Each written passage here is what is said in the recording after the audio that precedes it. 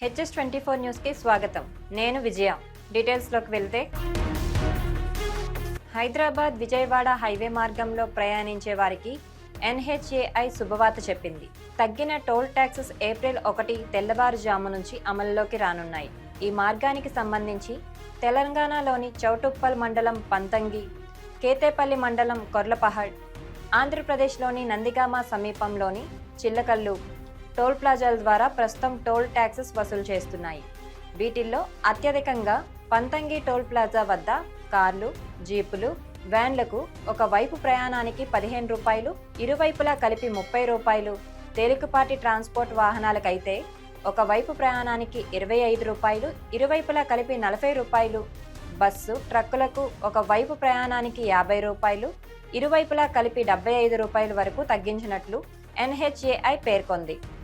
ఆంధ్రప్రదేశ్లోని Chillakallu toll plaza వద్ద అన్ని వాహనాలకు కలిపి ఒక వైపునకు 5 రూపాయలు, ఇరువైపులా కలిపి 10 రూపాయల చొప్పున మాత్రమే తగ్గించారు.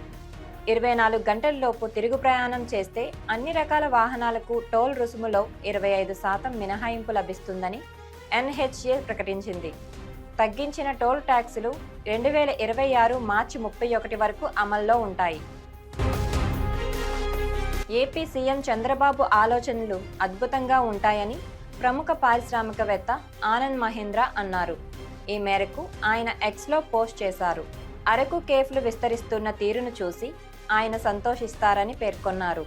ప్యారిస్ కేఫ్లలోని ఎలక్ట్రానిక్ స్క్రీన్లపై అరకులోని గిరిజనుల జీవనశైలికి సంబంధించిన చిత్రాలు, వీడియోలు ప్రదర్శించనున్నట్లు తెలిపారు.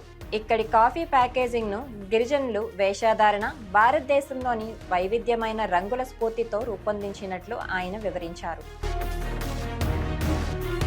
పేదరిక నిర్మూలనకు కేంద్రం కట్టుబడి ఉందని, MSMEకి కేంద్ర ప్రభుత్వం సహకారం అందిస్తోందని బీజేపీ రాష్ట్ర అధ్యక్షురాలు దగ్గుపాటి పురంధేశ్వరి అన్నారు. 1 కోటి మంది నిరుద్యోగులకు ఉపాధి చూపాలని దేశంలోని టాప్ 500 కంపెనీలకు ప్రధాని నరేంద్ర మోదీ కోరారని పేర్కొన్నారు. ఆ స్ఫూర్తితోనే రాష్ట్రంలోని పేదలకు, ధనవంతులకు చేయూత ఇవ్వాలని సీఎం చంద్రబాబు పిలుపునిచ్చారని అన్నారు. కేంద్ర రాష్ట్ర ప్రభుత్వాలు అభివృద్ధి సంక్షేమ కార్యక్రమాల అమలులో సమాంతరంగా ముందుకు వెళ్తున్నాయని పురంధేశ్వరి స్పష్టం చేశారు. ఇంటర్మీడియట్ విద్యను కూటమి ప్రభుత్వం సమూలంగా మార్చేసింది. 2025-26 విద్యా సంవత్సరాన్ని ఏప్రిల్ 1 నుంచి ప్రారంభిస్తోంది. ఫస్ట్ ఇయర్లో చేరే విద్యార్థులకు ఏప్రిల్ 7 నుంచి అడ్మిషన్లు ప్రారంభిస్తారు.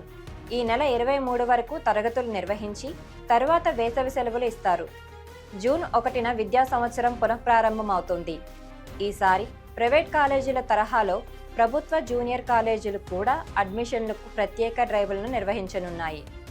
జూనియర్ కాలేజీల పనివేళలు కూడా ఇంటర్ బోర్డు మార్చింది.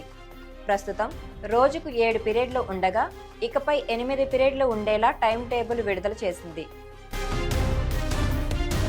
రాష్ట్ర విద్యా ఐటీ శాఖల మంత్రి నారా లోకేష్ తన 2వ రోజు పర్యటనలో భాగంగా విశాఖ తెలుగుదేశం పార్టీ కార్యాలయంలో 60వ రోజు ప్రజా దర్బార్ నిర్వహించారు. వివిధ సమస్యలతో బాధపడుతున్న సామాన్య ప్రజానీకం నుంచి మంత్రి నారా లోకేష్ అర్జీలు స్వీకరించారు. కూటమి ప్రభుత్వం అందరికీ అండగా ఉంటుందని భరోసా ఇచ్చారు.